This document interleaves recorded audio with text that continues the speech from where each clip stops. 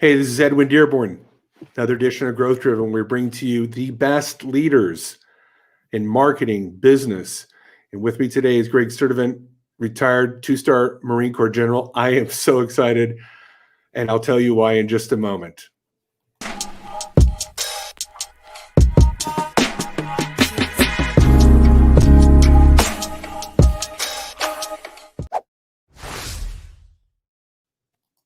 Hey, so welcome to Growth Driven. Again, Gregg Sturdevant, retired Marine Corps general, 2-star. I am so honored, sir, to have you, and I'll tell you why. I know you know this. We spoke earlier. My father was in the Marine Corps, retired, 3 Purple Hearts in Korea. My father was everything Marine Corps. His mugs, his shirts. He had, I don't know how many Marine Corps emblems and stuff around the house, stuffed teddy bears, and his truck was loaded with stickers, including "Goodnight Chesty, wherever you are" bumper sticker on his car. So I grew up around the Corps my entire life via my father, and although he passed away last year, he lived a very full life. He would be very proud of this moment that I would be interviewing you today. So thank you so much for being on the show. Yeah, my pleasure, Edwin. And, I have to laugh because my dad was also a Marine, and he passed away 2 years ago. And leading up to that, well, his entire adult life, and particularly after he retired, all of his wardrobe is all Marine Corps something. So my wife used to tell me, please don't turn into your father when you retire. I mean, so I can see what you told me about your father. I absolutely fully understand that. And I have to laugh. I mean, I've got a bunch of Marine Corps stuff behind me on the wall, but it's there for a reason. But I don't have any stickers on my car. And I do have a few Marine Corps shirts, not a whole bunch. Not that I'm not proud of what I did. It's just that my wife wants me to temper that. Yeah, don't become your father. Hey, real quick, but before you go any further, Edwin, so one of the things Edwin and I talked a couple of weeks ago, and it obviously it came through, and you just saw it just a minute ago when Edwin was doing the introduction on how proud he is of his father and his father's service. And Edwin was kind enough to send me a photo of his father after we got off the call that day. And here's his dad in, I don't know, Korea or somewhere with a Thompson submachine gun, and I could see his dad ready to go in the attack. It was quite a photo, and you could tell his dad was a real badass. Yeah, thank you. He was. Thank you for that. So now you're retired, and you've started, and I'll scroll it down here, missioncriticalleadershipsolutions.com. I'll put the link in it later on in the podcast and in the YouTube video when this uploads. Can you tell me, you come out of this illustrious career out of the Marine Corps, probably achieved a status that maybe 1% at most of the Marines actually achieve, and now you're doing leadership coaching. How did you transition, and what are you finding is applicable from the Marine Corps to the business world? Okay. Yeah. Thanks. I appreciate that. Good question. I retired from the Marine Corps 5.5 years ago, and I went to work. So let me back up. Retired from the Marine Corps. We were living in North Carolina. My wife said, no more cold winters. I want to move somewhere warm. So, all right, I owed her. It was our 18th move as a family. I figured I owed my wife. So where do you want to go? So we live in Tampa, Florida now. Absolutely love Tampa. We moved here. We spent about 8 months renovating our house and traveling and seeing family and friends that we hadn't seen in years just because the schedule wouldn't allow it. And so I went to work. I actually went to work full time for a company doing aviation simulation. And it was a really good experience. And I did that for about 2.5 years, and I ended up voting with my feet, and I left that company because I could not convince them to look to the future. They were stuck on, this is worked for us in the past, it's going to continue to work for us, and that's a recipe for disaster. All right, that is a recipe for failure. So I left, and I didn't do anything for about 6 months, and it was absolutely perfect timing. I spent the last month of my father's life with him every single day. I had no idea. I knew the end was coming, but I didn't know it was coming that quick. So it was a real blessing. And then I went to work for a different company in a completely different industry. And I worked for them for about 1.5 years. And, and I saw similarities between the two companies. And the other company, they made some really poor decisions, and it cost them. This spring, I said, you know what, it's time to shift gears again. Based on what I've learned in the Marine Corps, what I saw in the private sector, I said there's plenty of room for executive coaches out there to help people become better leaders. And so I started, and I've been working on this for a while, and I've been talking to people, and I mean, everybody I talked to was helping, a lot of it was helping military transition.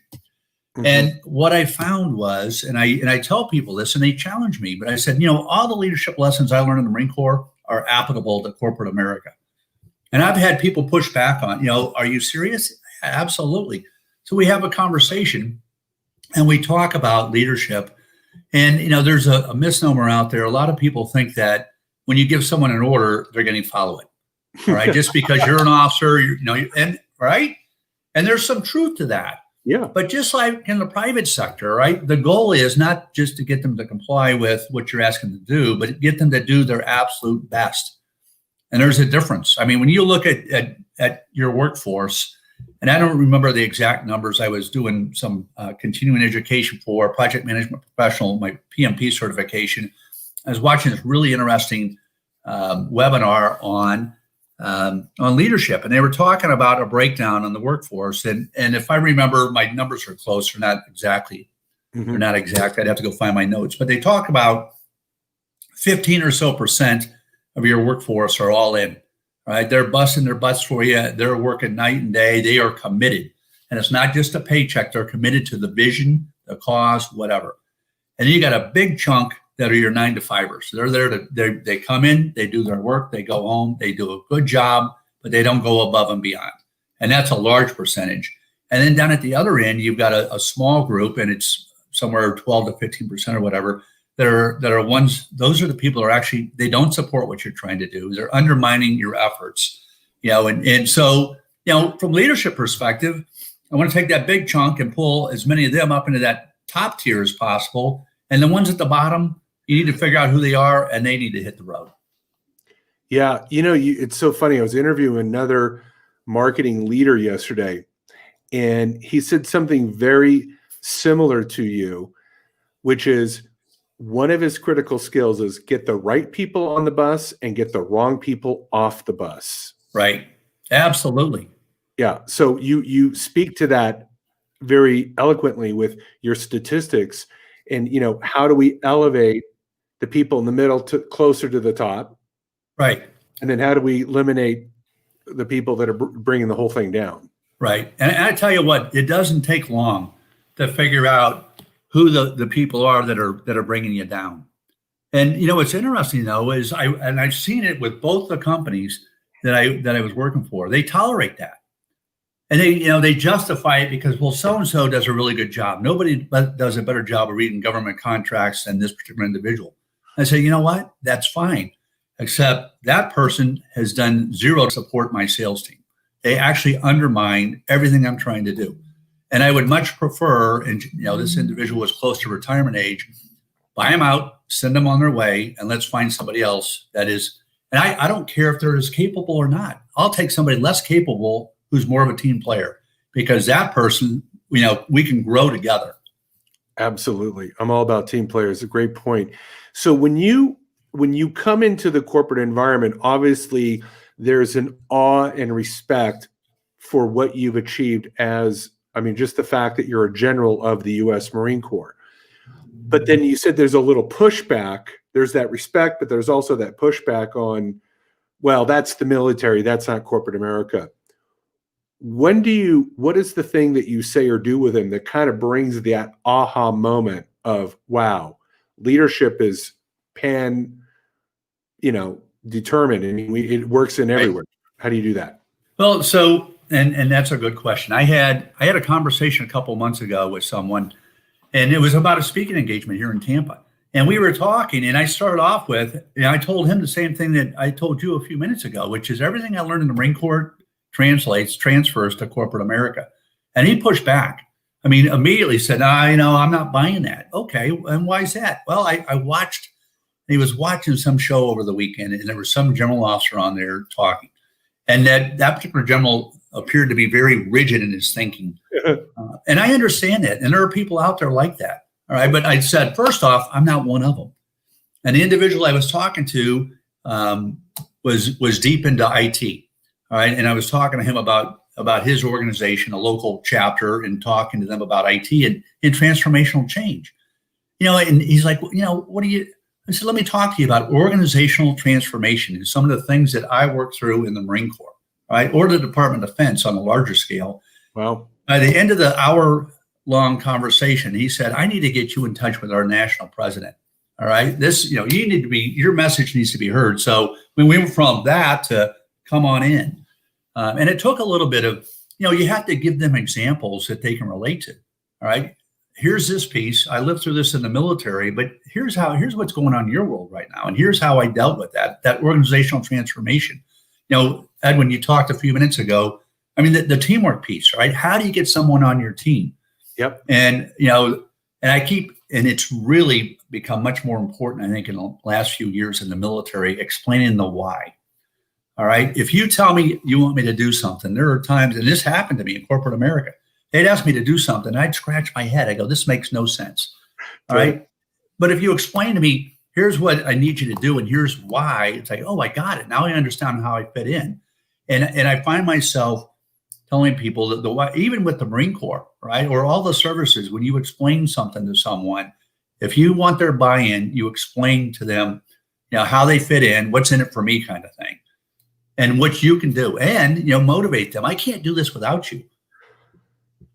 Yeah. I need your support, Edwin. Are you in? Are you in? Are you going to help me with this project? Yeah, I think there's that idea that you give like you said earlier, you give an order, they don't need the buy-in. They just follow the order because the order was given. But a great leader gets people to understand the why of the order, the purpose of the order, get the buy-in on the why. Once you've got the buy-in on the why, whether it's taking an enemy camp or making a sales quota, I mean, it's still the dynamics of human involvement are critical. Absolutely. In whatever we do. Right. Yeah. And so I push hard on the why, because I do think that's important. And I think that's how you get their support. But I stray away from the how. Very seldom do I tell them how to do something. All right. Because when I give them how, I limit or I restrict their creativity. Where if I give them, here's my desired end state, here's our goal. And so there are times where I've been very prescriptive. This is how we're going to do it. Boom, boom, boom. And when I do that, I tell them, here's why I want it done that way. Because it's usually, I learned a lesson the hard way. And we don't have time. I don't want to relearn that lesson. Here's how we're going to do it. But other times, I've got to, and that was part of being a general or being the president CEO of a company. All right. And I used to talk to one of my presidents. I don't need you involved in the day-to-day operations. All right. You got a director of ops for that. I need you looking to the future. Where's this company going to be 12 months from now? What about 3 to 5 years from now? Where are you trying to take us? What's going on in the market? How do we need to change to stay relevant? Is there a niche that needs to be filled and we can shift gears a little bit? So, look to the future and come up with a vision or a goal. And then, like I said, I would normally turn that type of activity over to a group of people and let them figure out the how piece. Yeah, I like that. Yeah, and I think you bring up a really good point, which is if you give the how, you got to relate the how to the why, because otherwise, without that context, there's a disconnect of why am I doing this? But right. Once you the why to the how makes all sense. One of my favorite words in business is strategy, and everybody's got their own I've got my definition. There's other for you. How do you describe strategy to a business leader? So for that one, what I normally do, so the strategy piece, I've got an overall strategy, right? And then I have goals, and then I have plans to get there. So I break it down into increments. And I watched one of your podcasts last night where you were talking about strategy. All right. You were giving your piece on strategy, and I had to laugh. I'd go, if Edwin asked me where my strategy is written down, I'd go, you've got to have it written down. And I agree with you. So, and you start to, because then it becomes more concrete. Mm-hmm. It's not just rattling around in your head, but I do talk about, and I'm with you. when you have a plan, ask about the strategy. Well, we're going to just keep doing what we've been doing. No. That's not good. The other thing that was interesting, and the strategy piece. So, the two companies that I worked for full time, they both did things the same way. They would have a strategy session. They would bring in the leadership team. They would strategize. The door would come open, and we have a plan. All right, for the next month or next year, whether here's our targets, here's our budget, But they never share it with the team. They don't explain to the team and share that information on here's the direction we're going over the next 12 months. And, so it leaves, and it used to be very frustrating. A lot of team members would go, they do this to us every year. Folks that have been in the company much longer than I had, they never share the information. So, that strategy piece, you've got to have it. And I agree wholeheartedly with you. It's written down. It's broken down and it's measurable. So it's written down with goals and a plan to get there. It's incremental, boom, this date, this date, this date, and it's actually fleshed out. And it's prioritized, obviously. And you take that for action. And I think, one of the things you have to do with the strategy, one of the questions I asked a guy who ended up hiring me was, how often do you review that strategy? All right. You can't just put it down on paper and start to execute. You've got to go back and look at it and what's working and what's not. Right. You got to fine tune it, and you've got to have you've got to take the time to do that, because if you don't, you're not going to hit your targets, or you could have done much better than you did because you didn't go back and go, this is working and we need to continue to focus our efforts here, and we're getting back away from this piece. Yeah, you bring up a good point, which is you've got to stay relevant to the strategy. Otherwise, you lose course. It's kind of like flying an airplane. If you don't adjust your compass and your trajectory all the time based on wind, the movement of the planet, et cetera, you were hoping to end up in Tokyo, and now you're in communist China and you're getting shot down because you didn't constantly adjust your right. Your trajectory. Yeah. For those that are just joining me, very special guest here, retired Marine Corps General, 2-star Gregg Sturdevant. And Gregg, I'm if you were listening on the podcast, it's Mission Critical Leadership Solutions. That's 4words.com, missioncriticalleadershipsolutions.com. And beautiful website. It tells you all about Gregg's services, what he does as a coacher, keynote speaker. So please visit his website and take advantage of his services. So Gregg, when you speak and they know that you're a Marine Corps general, retired, what is the point of interest? Obviously, they want to hear about maybe some battles you fought and right. insurgents and all that kind of stuff. But outside of that, what do you find that people are the most curious about in terms of your experience? So thanks. Great question. And Edwin, I'm going to do a presentation on Thursday night. And I'm working on I've got it over here on the right side. And I've got a slide pulled up right now called Reoccurring Themes. And when I go through, I'm going to tell 3 stories that are tied to deployments to the Middle East post 9/11. And I've got 5 major bullets there: problem solving, critical / tough decisions, managing people / managing the team, risk management through identification, mitigation, and crisis management. And when I go through these stories, and the reason I pulled those reoccurring themes up, and that's after I do my introduction, that's the very first slide, because I want them to think about, as I'm going through these stories, every story touches on all those points. But that's the same stuff they deal with on a regular basis in their work environment, in corporate America, the problem solving piece, making critical or tough decisions. The risk management piece in particular, I think, is very relevant, because I watch companies that they're absolutely risk adverse.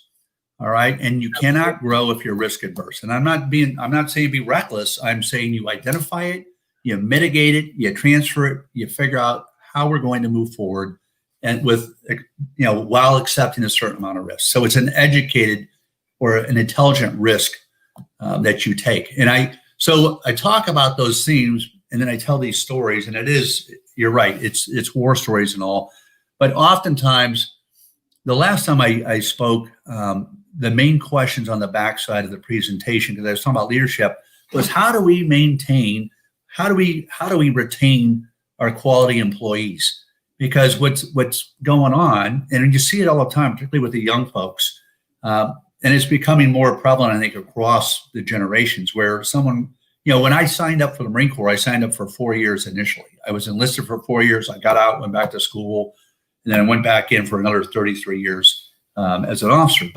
Or somebody goes to work for GM, and they work at GM for 40 years. All right, those days for the most part are gone. And you've got people that will go to work for a company for 2 or 3 years, and then they'll leave. And they might go to a startup. It might be a lateral move, or it might actually be a promotion. And, one of the questions had to do with, I get frustrated because I get someone trained and I lose that individual. What can I do? And so one of the things we talked about, and one of the things I answered that question, I said, first off, it's unfortunate you're losing that individual, but good on you for taking the time to train them, right? Because you actually are setting them up for success. And I think that's important. I've got 4 leadership tenets, and number 1 is set people up for success. Because if they're successful, you're going to be successful. So you give them the tools they need to be successful. And if they stay with you, that's a good thing. If they leave, just say, hey, best of luck. Please stay in touch, and you recognize that you've done a good job with them. But, I talk to them, depending on the industry, some industries are easy. If it's for engineers, for example, with the simulation company, an engineer comes in out of school, they're an engineer 1, and they start to work their way up at a certain, after X number of months and a certain amount of hours and experience, I will get promoted. And it's, then it'll happen again and again over time. For the sales force, it was much more difficult because it's difficult to map what does my career path look like in this company as a salesperson. Right. I mean, you're a manager, you're a director, you're a vice president, depending on the size of the company. There's only so many VPs you can have, so there it's more about incentivizing them with a compensation package, I think. The engineer's a little bit more scripted. Yeah. And I think, I see that in the military, which is you'll get more rank, you'll get a re-signing bonus, you'll get the position or in the division or in the specific duties that you've been wanting to have. Right. There's a way to keep a guy on if there's like, okay, this is going to benefit me for the long term. And I think because of the changing world we live in, leaders have to learn a whole new set of skills and adaptability. You have to adapt much more rapidly today than you did as a leader even 10 years ago, just because of the social changes that we have in society. One of the things that you said about your points, and I would hopefully this conversation inspires you to do it, the idea of tough decisions, something about that when you said that, I think that's a skill. It's almost like a mental muscle that we need to build in ourselves. Who could have predicted COVID and the breakdown? And obviously people are faced with tough decisions financially in their family. Maybe they have to move to another state.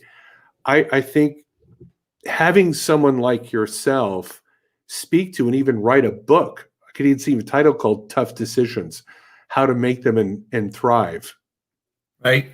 I think that's just an incredible topic. I don't know if it's going to definitely resonate with other people, but it's almost like if there was a science or a protocol of how to identify and make a tough decision and be more successful than not. Obviously, we're not going to always be successful.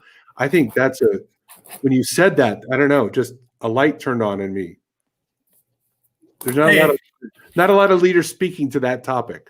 Right. And thanks for sharing that. I just wrote that down. Tough decisions, how to make them. Because my book just went to my manuscript just went to the editor the other day, and I don't have a title for the book that I've been working on. So you never know. That might actually end up. Thank you. So, but yeah, tough decisions. I was talking to a buddy of mine the other day, retired Marine buddy, and we were talking about making decisions. And some of them, sometimes it's people decisions. Sometimes it's, what direction you want to take the company. It just depends on what it happens to be. But, I will tell you, and I talk about this in my book, about your physical response to tough decisions and knowing whether you're making a good decision or a poor decision. And it's three parts of the body: your head, your heart, and your stomach. And if I was making a poor decision, my body would react. I would have a physical reaction. I'd wake up at 4 o'clock in the morning and, struggling with that. And there were times where I would make a decision, or I thought I had the right decision and I was ready to pull a trigger, and I'd go back and revisit it. But this is something that, I saw this happen in the military oftentimes, and I vowed that it was not going to be me. And I don't think it was, but I watched particularly senior officers, mostly generals, that would make a decision, and you could see, going, this is a bad decision. And they'd make the decision and they wouldn't go back and make a course correction. Oh. And there's nothing wrong with saying, hey, I got it wrong. We're going to shift gears. I thought that was going to work. It didn't work. We're going to shift. They would, a lot of times, given them enough time, they would shift, and they just kind of come out with something else, but they'd never admit that they had made a mistake. And everybody knew damn well they'd made a mistake. Yeah. Yeah. Humility is tough for some people. Yeah, it is. And there's nothing wrong with showing the human side. And that's something you touched on that a minute ago, Edwin, on, how times have changed. And I think from a military perspective, and this is that conversation I referenced earlier with the IT discussion, emotional intelligence plays a big part in being an effective leader. And I've seen it, and I didn't even know what it was. I'm retiring from the Marine Corps, and I'm talking to this gal out in California, and she came to watch me do a retirement ceremony for a Marine that had worked for me a couple different times. And afterwards, she came up to me and started talking about emotional intelligence. You got that? Blah, blah, blah. I'm like, I don't even know what you're talking about, Nancy. So I had to go research it. But I go, all right. So, part of that, I think that some of that came from my days of being an enlisted Marine. You walk in somebody's shoes and you can empathize with them. It's much easier to be understand where they're coming from, the challenges they faced. There were times in the military where I think a lot of officers didn't have a clue of what challenges our enlisted workforce faced. Young families, pays a lot better than it used to be, but it's still not great. And they're risking their lives in multiple deployments, particularly everybody who enlisted on the backside of 9/11. Right, those young people signed up for a reason to protect us. And I had people that would challenge me. They were concerned about, the direction our nation was going and whether we could count on America's youth. And I tell you what, I'm like, it's not hard. We have an all volunteer force. We have the finest fighting force in the world, and it's all volunteer across all the services. Right? They've never been better trained. The young enlisted folks are smart. I mean, it's unbelievable. They are so impressive. And every time I rub up against them, I come away with that warm, fuzzy feeling that we're in great shape. Oh yeah. When I ever see anybody in a military outfit at the airport, I always make it a point to strike up a conversation, whether it's just saying thank you or buying them a cup of coffee or, just in some way expressing my patriotism and appreciation. And I'm always, I mean 100% of the time, struck with, wow, sharp individuals. These are not meatheads. These are young men and women with ambition and intelligence and a level of focus. I wholeheartily agree with you that I think it really shows in their presence. When you talk to them, the training, because I can always tell how well someone's trained by just how they carry themselves as an individual. Right. What do you call that in the military and in the police? They call that, that command presence. Right. Is your uniform sharp, and do you project and all that stuff? And I get that from our military. Yeah. Yeah. And, that's one of the challenges that people leaving the military, I don't think a lot of Americans have an appreciation for, what the men and women do in the military, and understand how that actually transfers. I was talking to somebody the other day, and we were talking about that. And my brother-in-law was a deputy up in Virginia for a program called Virginia Values Veterans, V3. And they were advocating for veterans on why you want to hire a veteran. And it, it touches on what you just talked about with the command presence. They've got discipline. They're, not substance abusers. They get up, they go to work every day. A lot of them have security clearances that are still active. I mean, there's a reason why you hire that individual. Right. And his example, brother-in-law Bill the other day said, was talking to somebody and they said, entry level position, you got to have 2 years of manufacturing experience. And he said, well, why is that 2 years of manufacturing experience so important? Don't you train them when they go to work for you? Oh yeah, we train them. So why is that? He says, when you put that in there, all the people in the military are going to look and go, oh, that's not me. I don't have manufacturing experience. I can't even, why bother submitting a resume, applying for that job because I don't have 2 years of manufacturing experience. He goes, you're losing out on a really qualified and capable group of people just by that. And he said, yeah, I never thought about that. So get rid of that, that hurdle there and open it up and have the conversation. And I think, and I was talking to a retired Marine colonel yesterday who recently retired, and we were having that exact same conversation on how you've got to be able to tell your story on what I did in the military. This guy was an F-18 pilot, and he took his squadron that was originally stationed in California and moved them to Iwakuni, Japan. Mm-hmm. And so, I mean, he's got to get all the jets over there, all the maintenance equipment. The squadron has to move forward. Some of the families are moving because it's going to be a 3-year assignment. Some are staying behind, and I'm going, we were talking about, I said, you were a program manager. That was a program that you designed and you implemented that program and you carried that out. He goes, I never thought about it that way, but that was a very unique experience. And, so he had to be creative and he had to develop a strategy, right, and a plan on how I'm going to implement this. And he was able to do that. But trying to tell a story and get someone to listen to you beyond that 30-second elevator speech to go, all right, I'm interested. And I mean, I interviewed for a job here in Tampa, and it was really, it was interesting. 90-minute interview, 45 minutes were leadership questions. And when they were asking me the leadership questions, I thought they were messing with me. I thought they were just having fun. And they were serious. I'm going, oh, for goodness sakes, these are some, just keep these softballs coming. These are easy questions. I can play this game all day long. Yeah. But part of the conversation we had, and this was an IT position, all right? And I'm a PMP. I didn't really want to be a program manager, but I wanted to be the boss of program managers. But I wanted to demonstrate I'm older. I'm not too old to go learn something new. I went back to school. I got the PMP certification, sat for the exam, passed it. But this was a $4 billion 3-year effort. I go, I can get behind this. And I explained to them, they were asking about my technical expertise. And I said, I'm never going to be your duty expert. That's not what you're hiring me for. You're hiring me for my leadership skills, my program management skills, the subject matter expert sitting right beside me. This gal, her name was Sally, software engineer. That's the subject matter expert. My job is to get this program that's already 5 months behind on track.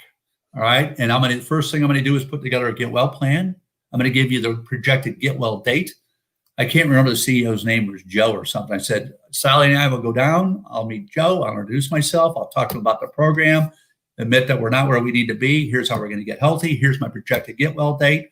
If he has a question I can't answer, Sally's going to be there.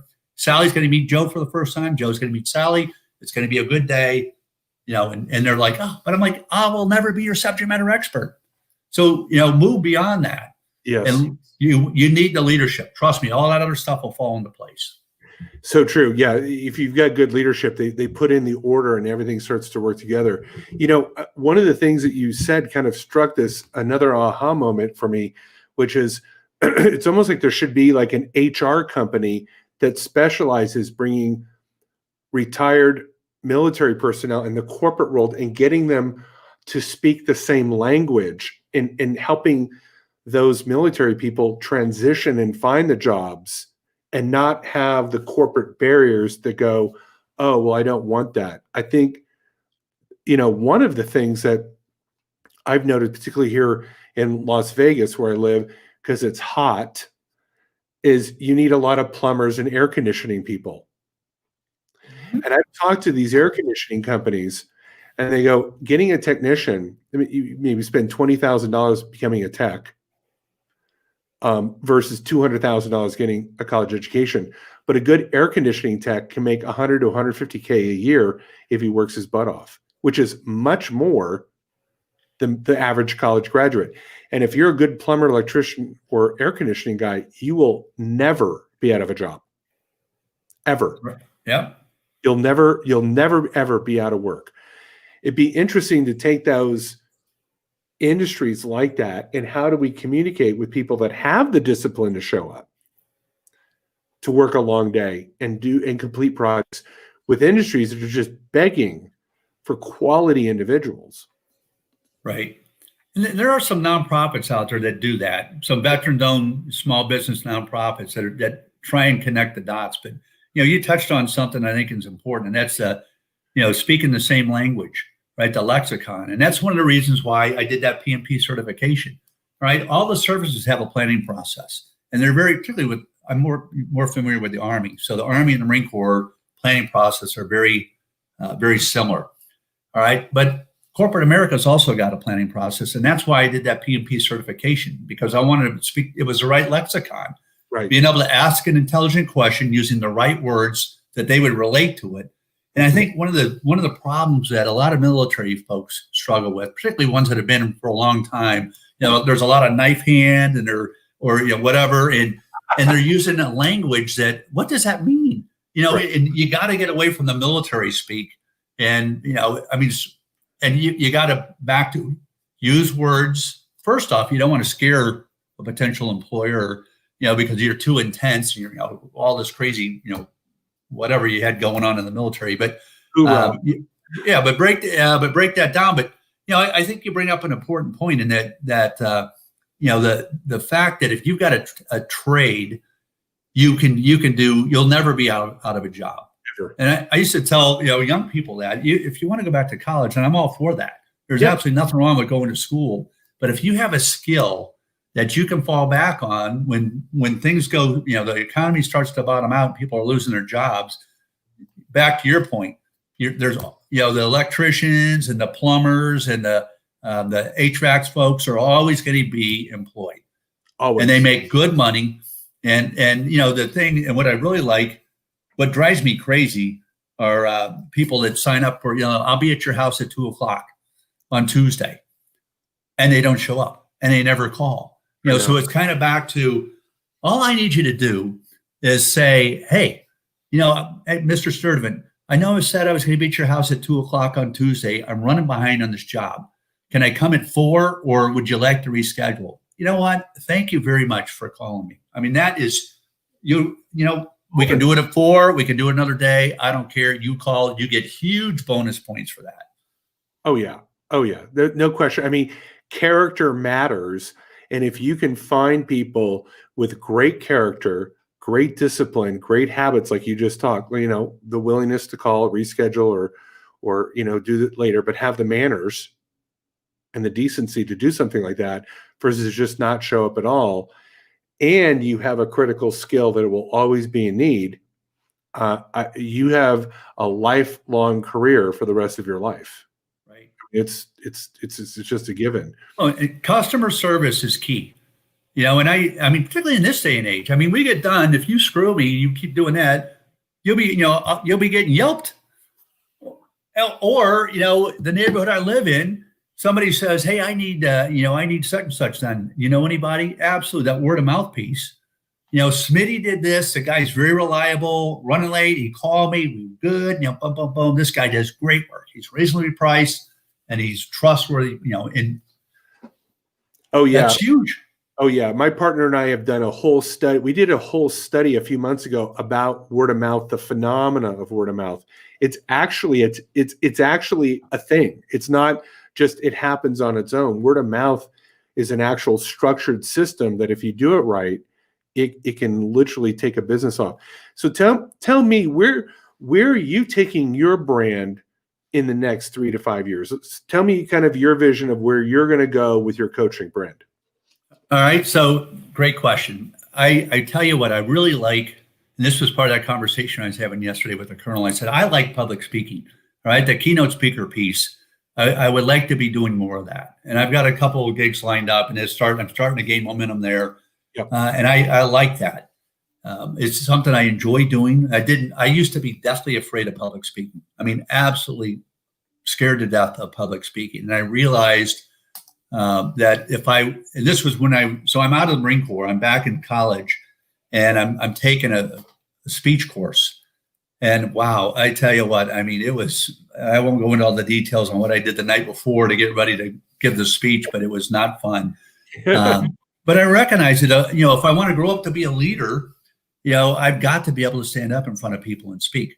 So absolutely. Yeah. So the speaking piece, I think, is very important. And I want to continue to grow that side of the business. But the executive coaching, I would like to do more of that. And it's, and I really probably need to narrow my niche a little bit. I do a lot of one-on-one, but a lot of the one-on-one stuff is with people that are transitioning out of the military. And that's just a conversation. And we have, this isn't, they're not clients. A lot of them are friends. They're, a friend of a friend of a friend who you talk to. Absolutely. So I need to turn some of those folks into paying customers, more of the senior officers, not the junior enlisted. That's a completely different story. Yeah. But at the same time, the executive coaching, the leadership piece, I would like to be doing more of that, because I will tell you, back to, depending on the source, when you ask people why they leave companies, right? 75, the two sources, one saying 75%, the other one saying 85%. It's all tied to bad bosses. All right. And it's, and helping bosses understand. A lot of times people don't recognize how they're perceived. And I talked to somebody one day, and I was trying to explain to them that the staff was afraid of them, that they didn't feel comfortable sharing ideas, because oftentimes they would be belittled in public. That was a stupid idea. Who's going to raise their hand and go, "Hey, I got a great idea"? No one. That's right. And, why do you do that and make them conscious of the way they're behaving? It goes back to, it doesn't take long when you walk into somebody's company and you observe them for a few hours, a few days, you can quickly come to, you can sort out the troubled areas and the focus areas that really need to be improved upon. And I would like to do more of that. It's not hard, but when you bring me, the conversation, you still have to have that conversation. I'm going to make some recommendations, and it's going to be tough. Some of it's not just tough decisions, but it's going to be tough love. I'm going to tell you things that you probably may not appreciate, but you need to hear. And I'm going to give you, I'm going to identify the problem, and I'm going to give you some recommended solutions. It's not just, anybody can tell you what's not working, but all right, how do I get this back on track? Yeah. What's my pathway to Absolutely. Absolutely. Yeah, it's good. So, and that part, it's pretty enjoyable. I mean, just back to the conversations, but that tough love, I mean, you can use it or you don't have to, but it's frustrating. I will admit I get frustrated when I share ideas and they just, in one ear and out the other. I'm like, all right, whatever. Yeah, they got to be coachable. Absolutely. If they're coachable, then it's just like you're talking to a brick wall. When does your book come out? It'll probably be, I think it's going to be about the first week of February. Okay, yeah, with the holidays coming up, unfortunately, I'm about 60 days behind where I wanted to be, but life got in the way of me, getting on the keyboard. Yeah. No, I've written a couple books, so believe me, I know that it never goes the way you want it to. It's one of those labor of loves that seems to just take on forever and ever and ever. Absolutely. Yeah. Well, when you're done with the book and you come out with it in February, I'd like to have you come back onto Growth Driven, and then we can delve into the chapters and specifically into that book. I really want to thank you for being here with me. I thoroughly enjoyed it. I learned a lot. And I think not only did I learn a lot, I know that in the future, when this podcast goes out, this video goes out, that a lot of people are going to watch this and learn, that really what we do in the military and what we do in the business, it's a similar word. Maybe we speak a different language, and maybe the language is the barrier. I think that's the bigger barrier, is that we think they're two different worlds, but it's really just two different languages. Yep. Yeah. And that's a great point. And I talk about that in the book where with the Navy. So the Navy and Marine Corps have a very close linkage. And I know we're running out of time, so I'll make this quick. But we used to, my Marines would come up to me and say, we have a problem. Well, what's the problem? And, did you talk to your Navy counterpart? Well, no. And I said, you know what, guys? And I used to tell the Navy the same thing. We have the same desired end state, but we miss each other because it's a language barrier. It's that simple. When you have a conversation, all of a sudden you go, oh my gosh, Edwin, you and I are going the same place. Yeah. And we can hold hands and get there together, and a lot easier than doing this every step of the way. So I'm with you. That language piece is huge. And I think that's a great point, because I think that's one of the biggest hurdles people transitioning out of the military face, understanding that there's a different language, and you have to make the change. Corporate America is not going to change. You got to be the one. Yeah. It's almost like, thank you so much. Yeah. Here's your business dictionary. Now go learn it. There you go. That's my next book. I got to start working on that. There you go. Everyone that's watching this, thank you so much for joining Growth Driven. It has been an honor to have retired Marine Corps Major General Gregg Sturdevant on our show. We'll have him on again in February or so, whenever you come out with the book. Looking forward to it. And once again, wish you the best of success. If you'd like to find out more about his coaching services or as a keynote speaker, if you're someone that tees up keynote speakers, go to missioncriticalleadershipsolutions.com. And once again, Gregg, thank you so much for all that you've done for America, and thank you for what you've shared on our show today. Thank you. All right. With that said, well, goodbye, and we'll talk to you soon again here on Growth Driven.